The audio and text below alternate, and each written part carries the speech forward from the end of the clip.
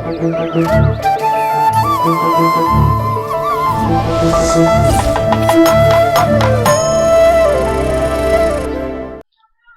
நல கோர்ட்டுகள் செய்ய வேண்டிய வேலையை ஒரு ஸ்பீட் போஸ்டை விடவும் வேகமாக செய்து கொண்டிருக்கிறார் லட்சுமி ராமகிருஷ்ணன். சொல்வதெல்லாம் உண்மை நிகழ்ச்சி மூலம் ஆலமரம் இல்லாமல் அவர் நடத்தும் பஞ்சாயத்துகள் கடுமையான விமர்சனங்களுக்கு ஆளானாலும் பலன் பெற்ற குடும்பங்கள் பகவதியே என்று பாராட்டி கொண்டிருக்கின்றன அவரை. இந்த நேரத்தில் அவரே இயக்கும் படம் எப்படி இருக்க வேண்டும்?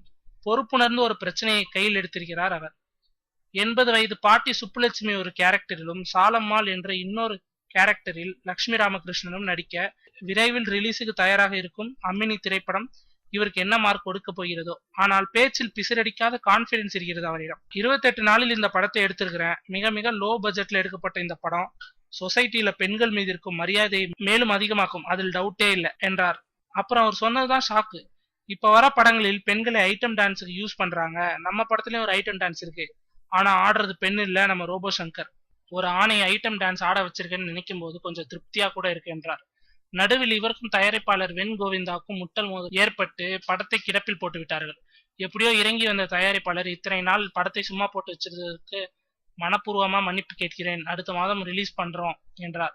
உலக பட விழாக்கள் அத்தனையிலும் கலந்து கொள்ளவும் ஏற்பாடாகி வருகிறதாம். அல்லுங்க அல்லுங்க.